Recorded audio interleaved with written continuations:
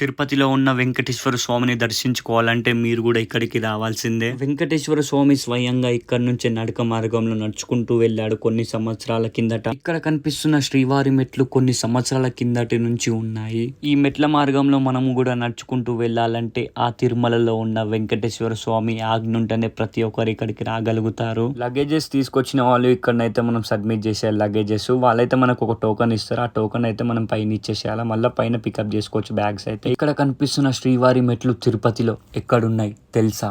స్వయంగా వెంకటేశ్వర స్వామి ఇక్కడ నుంచి నడుచుకుంటూ వెళ్ళారు.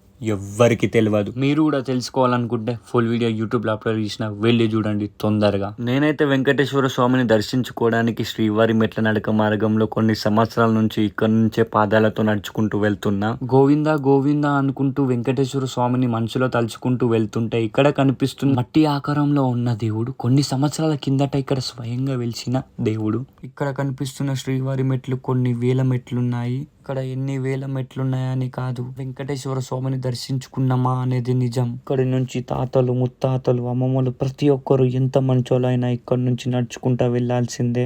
ఎన్ని గంటలైనా పర్లేదు, కానీ వెంకటేశ్వర స్వామిని దర్శించుకుంటే ప్రతి ఒక్కరికి అదృష్టం ఉంటుంది. అందుకోసమే అంటున్నా, తొందరగా ఫ్యామిలీని ఫ్రెండ్స్ ని ప్రతి ఒక్కరు కలిసి తిరుమలలో ఉన్న వెంకటేశ్వర స్వామిని దర్శించుకోండి. ఇక్కడ కనిపిస్తున్న శ్రీవారి మెట్ల గురించి తెలుసుకోవాలనుకుంటే ఫుల్ వీడియో యూట్యూబ్లో అప్లోడ్ చేసిన